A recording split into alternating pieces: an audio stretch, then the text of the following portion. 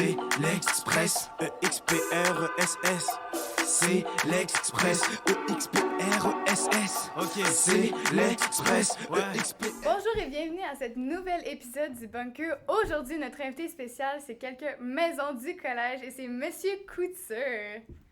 Bonjour. Bonjour. Comment vous vous sentez d'être ici au Bunker avec nous Je suis un peu fébrile. Merci de me recevoir à vous. C'est très gentil.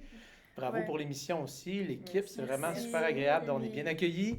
J'ai hâte de répondre à vos questions, mesdemoiselles. Bon, moi, je sais qu'on va tout de suite avec la première question. Ouais. Si ça vous dérange pas, tu veux-tu la dire? Oui. Alors, pourquoi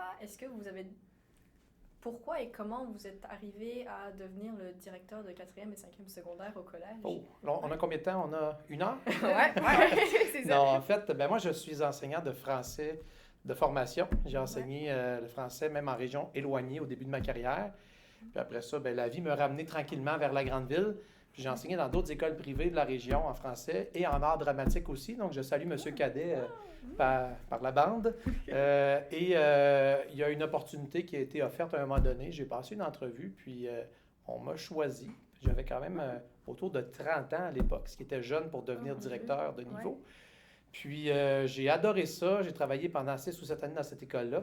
J'ai adoré ça parce qu'on gère beaucoup de projets dans mon travail. Il y a toujours quelque chose. C'est pas routinier du tout. On est avec des jeunes. Ça nous garde jeunes. Puis je suis arrivé au Collège Saint-Sacrement. C'est ma 6e année maintenant en 4e, 5e secondaire. Puis ce que j'aime beaucoup, c'est en 4e secondaire, c'est qu'on vit une très belle période avec les élèves, l'organisation de toutes les activités de finissant, la création de l'album, la création l'organisation du bal. Vous allez vivre ça bientôt, l'organisation de la remise des diplômes et tout ça. Donc, c'est vraiment de fil en aiguille. J'aimais beaucoup enseigner le français, mais l'opportunité s'est présentée. On m'a pris, je suis allé, j'ai essayé, j'ai aimé ça. Puis, je suis encore directeur de niveau aujourd'hui au Collège Saint-Sacrement en 4e, 5e secondaire. Est-ce qu'au collège, quand vous êtes arrivé, c'est vraiment directeur de 4e et 5e secondaire, genre déjà? Oui. Ça? Ah. Oui, c'était exactement ça. Je suis arrivé pour ces fonctions-là en 4e et 5e. Ouais. Puis pourquoi, genre, les deux niveaux? Parce qu'ici, la structure est comme ça. Dans certaines écoles, c'est pas fait comme ça. Ouais. Mais ici, en 4e, 5e, on tient pour acquis que nos élèves sont rendus plus autonomes. Ouais. Donc, on peut avoir plus d'élèves, puis assurer quand même un bon suivi. Parce qu'en première secondaire, il y a toute l'adaptation à la nouvelle école et au secondaire.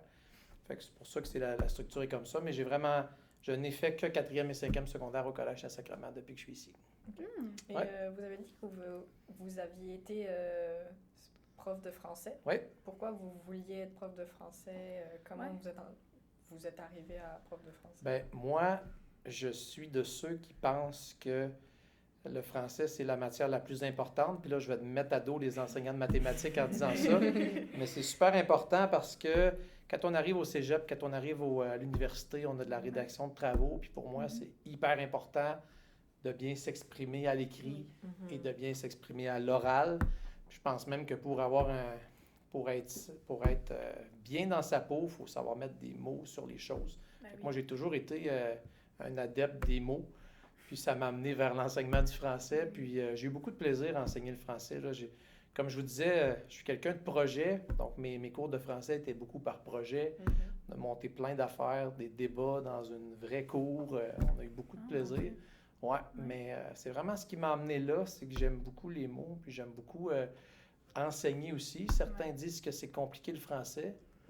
Moi, je pense qu'il faut avoir certaines bases, mais un coup qu'on les maîtrise, on est capable de bien le parler puis de bien l'écrire.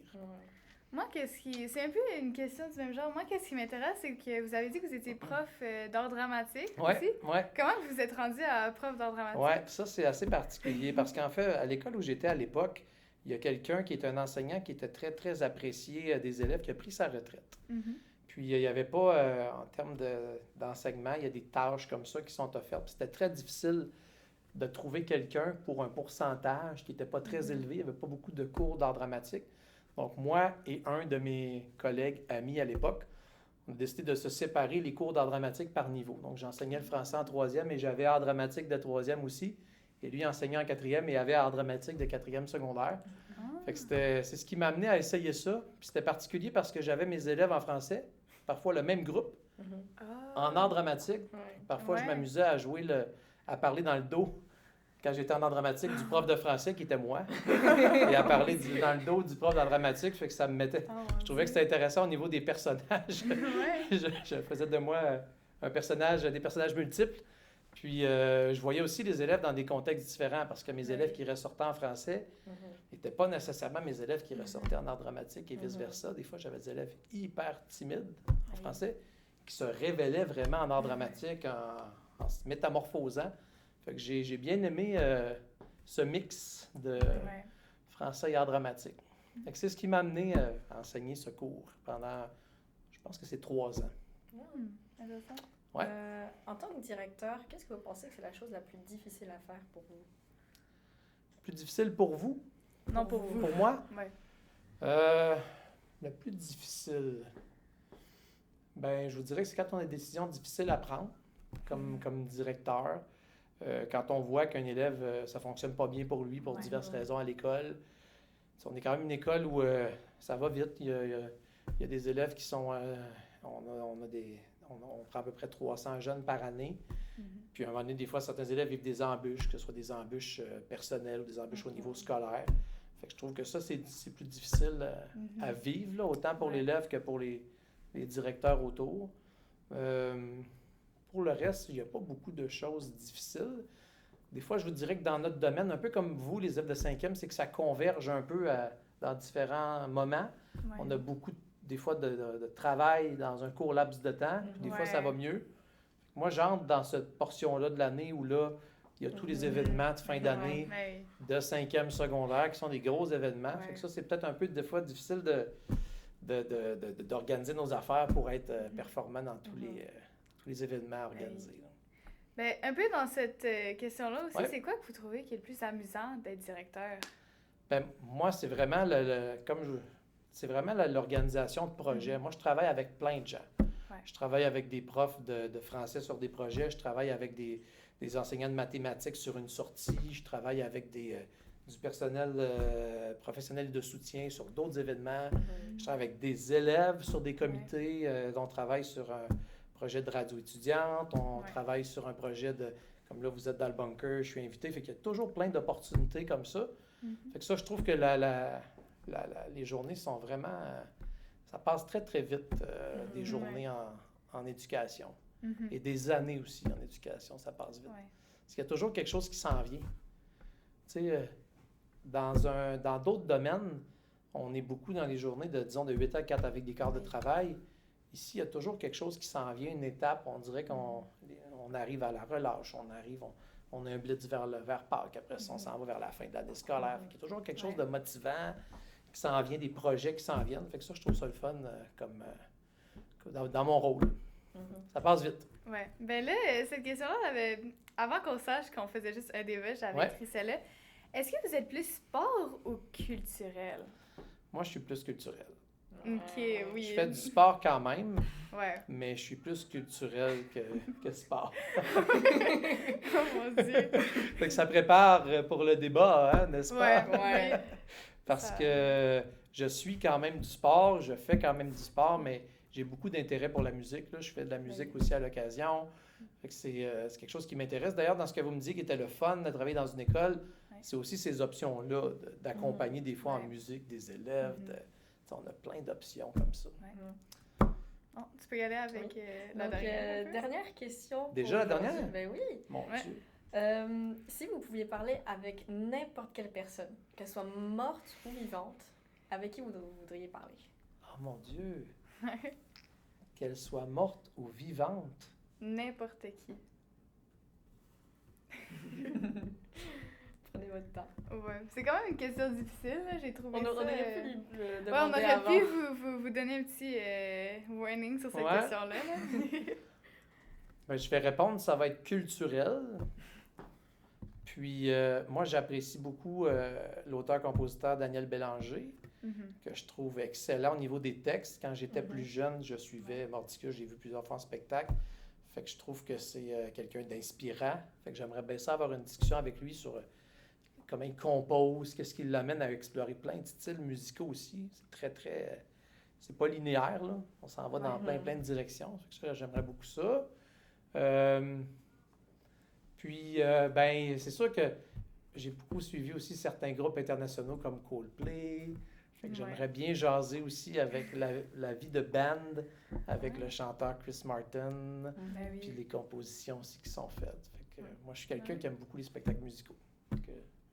Ben oui, mais c'est intéressant comme réponse. En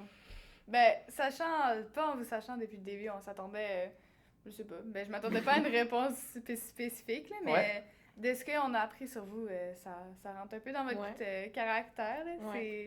C'est très intéressant. Ça fait du bien de pouvoir vous parler parce que c'est pas souvent qu'on peut avoir des conversations avec peu de monde. En général, vous faites des discours pendant les grands événements, pendant les grands rassemblements ou devant la classe, mais c'est pas des moments où on peut vous parler comme avec les profs. Souvent, vous êtes moins disponible, on va dire.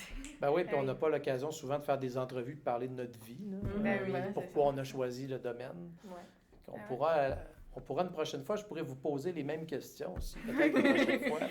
Et savoir qu'est-ce que vous aimez de votre parcours, qu'est-ce qui est plus difficile, à qui vous aimeriez parler, qu'on inversera ça. À venir, futur épisode du Bunker, peut-être, une idée. Les animatrices.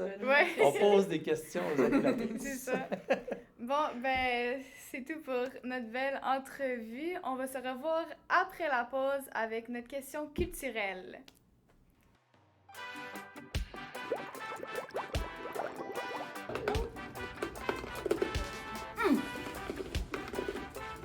C'est bon, c'est vraiment bon. Tu l'as aimé?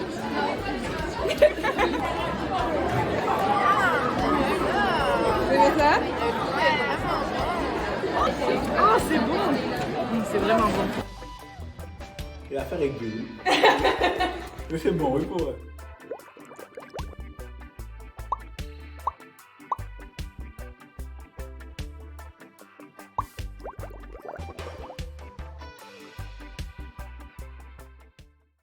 XPRESS, c'est l'Express. EXPRESS, c'est l'Express. EXPRESS, ok, c'est l'Express. Bonjour et re-bienvenue pour notre débat culturel d'aujourd'hui. Je suis encore de retour avec Monsieur Couture, mais là, on a nos deux débatteurs, Daniela et Maxime, avec la question culturelle d'aujourd'hui. Quelle est la meilleure série cinématographique ce mot-là, de tous les temps. Puis on parle de séries de films avec au moins 3 films. Je sais que tu l'as commencé, tu peux commencer, Maxime. Je vais direct commencer. Je vais direct parler d'une série de films comportant 8 films. Je parle bien de Spider-Man. Spider-Man, série Marvel, on pense toutes les grosses séries, Star Wars, Marvel, DC. Je vais m'arrêter sur Spider-Man. Spider-Man, incroyable. On peut aussi voir que c'est incroyable. Ils ont fait des jeux vidéo Spider-Man. Il y en a 3 qui sont sortis à date. Miles Morales, le premier, et aussi le combo à la fin. Ils ont sorti une autre franchise avec plus des personnages cartoon, donc animés avec justement Miles Morales dans le Spider-Verse, tout ça.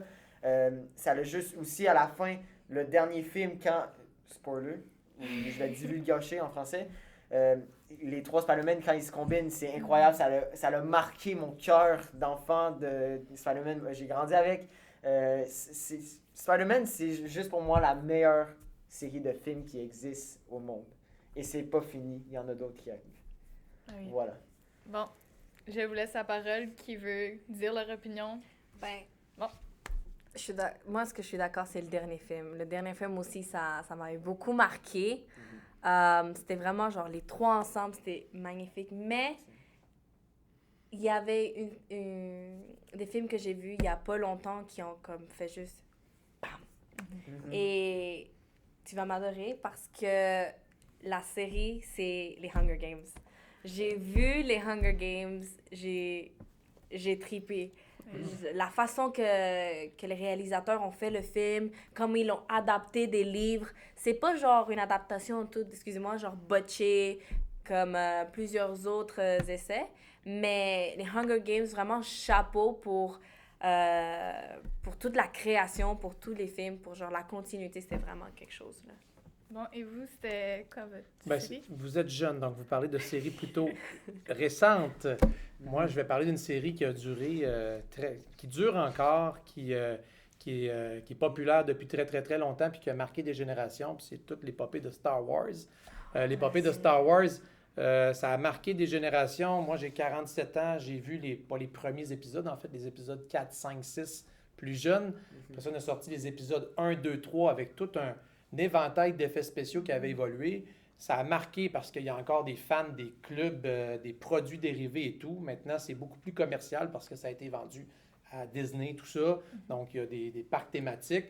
Mais les vrais fans de Star Wars sont ceux souvent qui vont aimer beaucoup les épisodes antérieurs, c'est-à-dire 4, 5, 6 et 1, 2, 3. Et ça a révolutionné aussi le domaine des effets spéciaux. Si vous regardez des reportages, comment on a créé l'univers de Star Wars au départ pour les premiers films, c'est incroyable. Là, on parle de technologie qui n'était pas rendue au stade d'aujourd'hui, mais on a quand même réussi à créer un univers qui était fort plausible. Et là, maintenant, on est rendu, c'est un porte-étendard en termes d'effets spéciaux et tout. Donc, sans compter tous les personnages et toutes les répliques célèbres aussi que plein de gens connaissent avec Luke Skywalker, Darth Vader et compagnie. Donc, pour moi, c'est la meilleure série parce qu'elle a duré très, très, très longtemps, puis parce qu'elle a été un porte-étendard en termes d'effets spéciaux. On parle de cinéma. Au cinéma, c'est certain que lorsqu'on parle de série, on veut du grandiose. On veut aller au cinéma pour voir du grandiose. On veut voir où est rendue la technologie. Je pense que les films de Star Wars nous en donnent plein la vue. Mais moi, je suis d'accord. Je suis très Vous êtes d'accord. d'accord? Spider-Man. Je suis très d'accord. Pas Spider-Man. Non, Je suis très d'accord. Parce Star que Wars, c'est justement, vraiment- moi, je pense à Star Wars, ça nous a marqué, vous le dites avec le temps. C'est pareil comme Spider-Man, je peux rien dire. Avec le temps, ça continue encore. Avec Tobey Maguire, c'était très vieux aussi. Ouais. C'était dans les années 2000, en tout cas. Mais, d'ailleurs, comment ça l'a marqué? Ça dure pas, je pense que ça l'a arrêté, les Hunger Games. Non. Non. Mais il y a déjà le nouveau film qui est sorti récemment OK. pour le passé de President Snow. OK. Cette adaptation qui était magnifique. Magnifique. Mais en quoi ça a été marquant, Daniela? Personnellement, pour moi, c'était vraiment plus dans un côté cinématographique, OK? Tout ce qui est effets spéciaux. Tout ce qui était mise en effets scène. spéciaux, les mises en... Parce que moi, c'est vraiment ça qui me passionne, OK? C'était vraiment ça qui m'avait marqué. Je l'avais vu avec mon frère. Et mon frère, il est difficile à plaire avec des films. OK? Mais vraiment. Mais quand j'ai mis Hunger Games, parce que c'était genre, ça passait gratuitement dans notre télé, j'ai mis ça. On a fini le premier film. Il tripait. Mais il avait tripé solide. Et... Mais concernant l'histoire, franchement, avec les Hunger Games, moi, j'ai beaucoup aimé ça. C'est parce que... tu penses pas que l'histoire serait redondante un peu? Tu sais, c'est toujours la même histoire. c'est pas déjà que Spider-Man, t'as fait genre, c'est 3 fois la même chose. Non. Spider-Man, c'est assez redondant. T'as eu 3, t'as eu Tommy Maguire, Il y a t'as des eu... ennemis différents à chaque fois. Oui, mais c'est toujours la même chose. C'est toujours un Il y a gars des de... nouvelles technologies qui Non, mais c'est arrivent. toujours un gars de 16 ans qui a des Mais problèmes c'est ça, c'est le personnels. C'est multivers. la Je peux base. pas t'expliquer l'histoire, mais Je c'est le sais, multivers qui se ça, je rassemble. comprends, mais moi, Même toi, ce que- tu l'as dit à la fin, le dernier film, quand les multivers se rassemblent, c'est Ça, incroyable. oui, parce que C'est ça, après, c'est une bonne histoire. C'était une nouvelle Hunger histoire, Games. c'était quelque chose de différent. Moi, ce que je veux dire dans l'histoire de Hunger Games, ce qui est cool avec ça, c'est que ça prend des événements de la vie réelle, ça prend des événements politiques, la répression, genre de façon genre vraiment plus caricaturée, mais toute cette répression, tous ces je sais pas le mot, toute cette violence qu'on personnellement on ne voit pas de nos jours, mais si on était dans ce monde-là, ça serait pas plus différent. Comme par exemple dans le premier film où est-ce que il prenait des membres de la famille pour faire justement les Hunger Games. Si on voit ça aujourd'hui, c'est comme une sélection de personnes en situation de pauvresse. T'as les riches qui se croient tout permis, t'as la politique qui se croit tout permis parce qu'ils sont genre en haut de l'échelle sociale. Et après, t'as les autres politiciens qui sont un peu plus bas, qui doivent leur écouter parce que sinon ils vont aller encore plus bas. Et ça continue de même. C'est un cercle vicieux de même. Et cette représentation-là, c'est aussi ça qui avait beaucoup marqué. Aussi, le développement des personnages. Moi, je trouve que le développement des personnages était vraiment, vraiment bien fait. Surtout, son personnage, il y a Katniss, il y a c'était quoi son nom? En tout cas, ouais, le personnage. Mais ça peut... C'était pas Peter, c'était un autre. Mais ça peut. Son nom est Lequel? parti. Gail? Il y a peut-être un parallèle aussi entre l'univers d'Hunger Games et Star Wars. On met des personnages dans des univers différents. Puis ce qui nous intéresse, c'est de voir les jeux de pouvoir, comment ça va se placer avec une nouvelle façon de fonctionner. Puis qui va mener, qui va devoir obéir. Fait que ça, c'est intéressant. Moi aussi, je te rejoins là-dessus. Moi, j'ai vu le premier épisode d'Hunger Games. Je me demande juste où ça va après. Il y a 3. Est-ce qu'il y a 3? Il y en a d'autres. Après ouais, c'est ça. Il y en a 3? Il y en a 4. 4? Il y a 4. OK. Je vais sortir mon Hunger Games. C'est mon temps ici.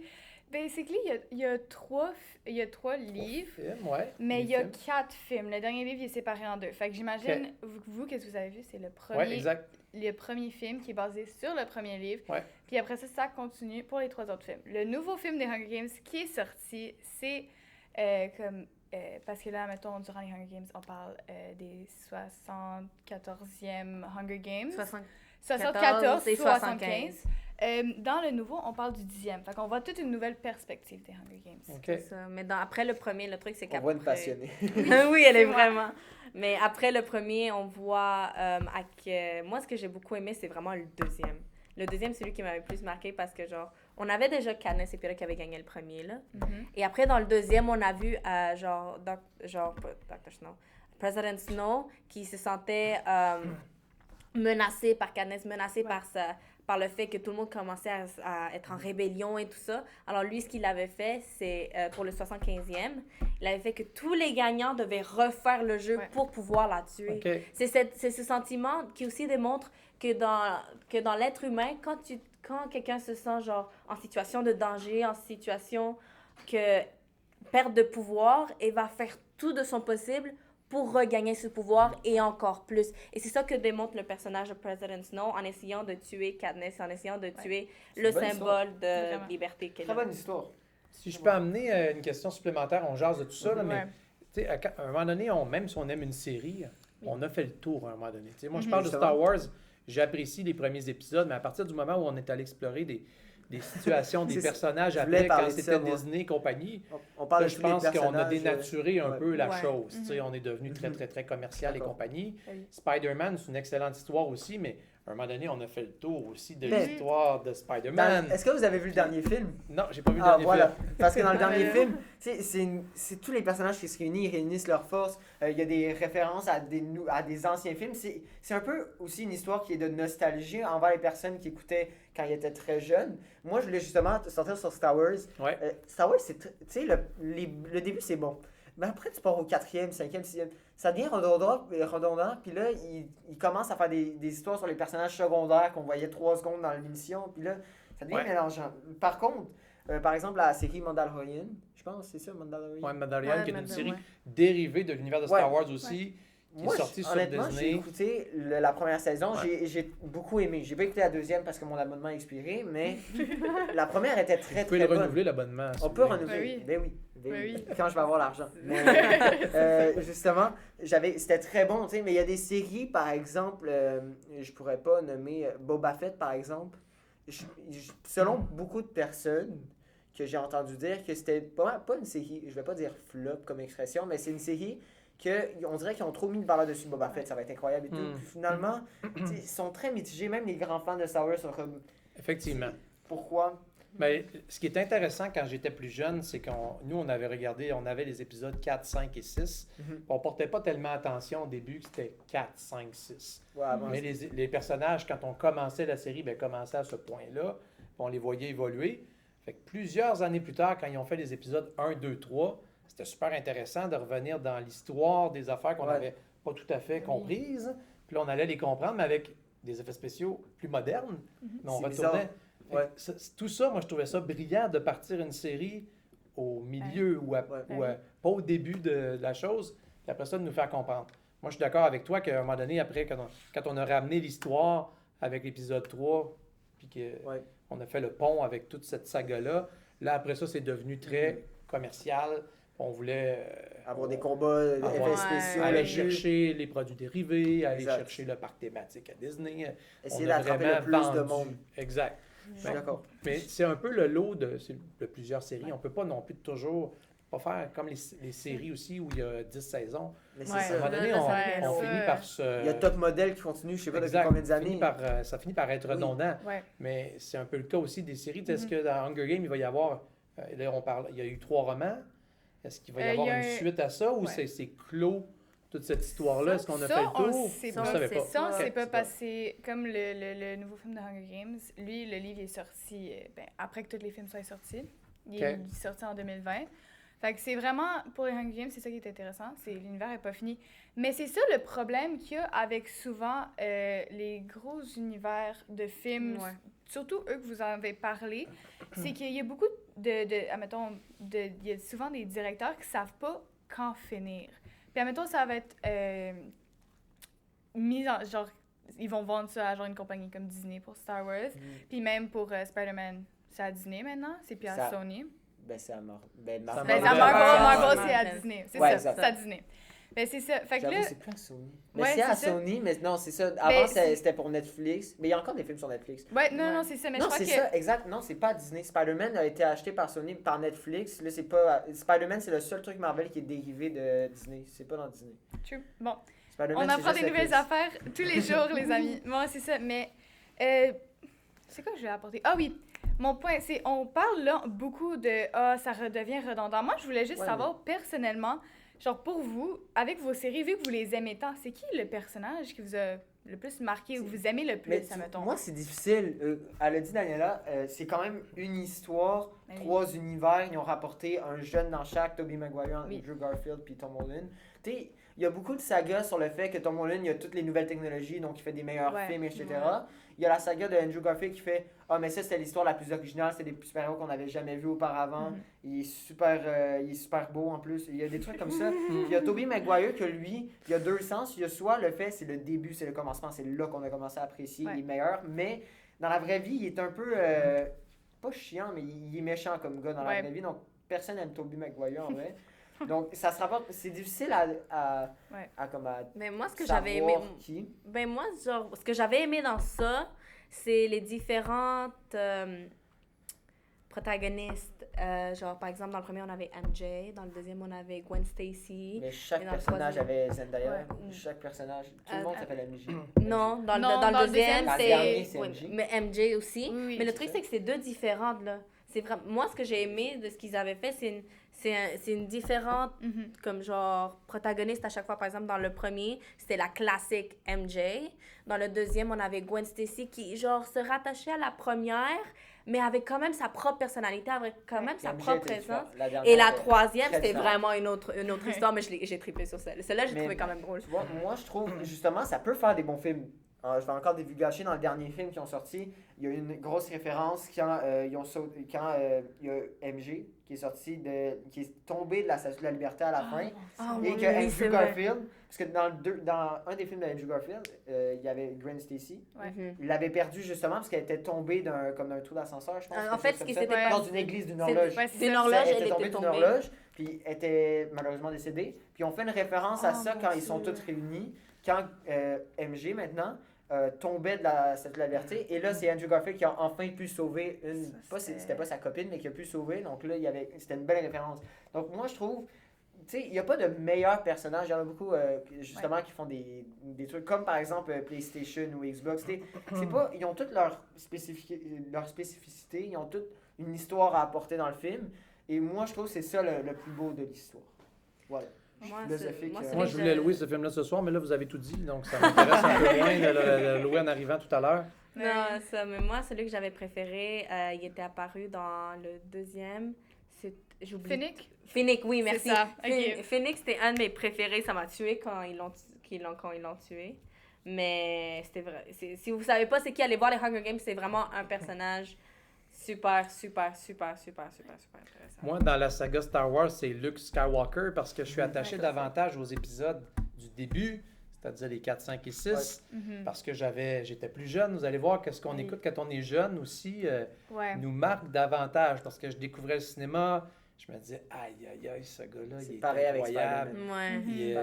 Il se bat, puis là, il y a un dilemme avec son père. Mais je veux pas divulgacher, personne n'ait pas vu ça, mais ce qui est particulier aussi, c'est que c'est un acteur qu'on n'a pas revu tant que ça dans le cinéma, contrairement à Harrison Ford, qui était dans Star Wars au début, qu'on a vu à outrance dans d'autres sagas comme Indiana Jones, d'ailleurs, qui est une excellente saga aussi. Très bon.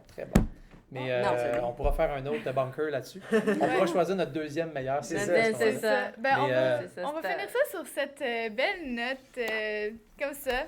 Alors, merci d'être notre Merci, invité au ça m'a fait bunker cette semaine. Ça nous fait vraiment un plaisir. Et merci d'avoir débattu Ça fait avec plaisir. nous aujourd'hui. Et on se revoit à la prochaine épisode du bunker. XPRSS, c'est l'Express. EXPRSS, c'est l'Express.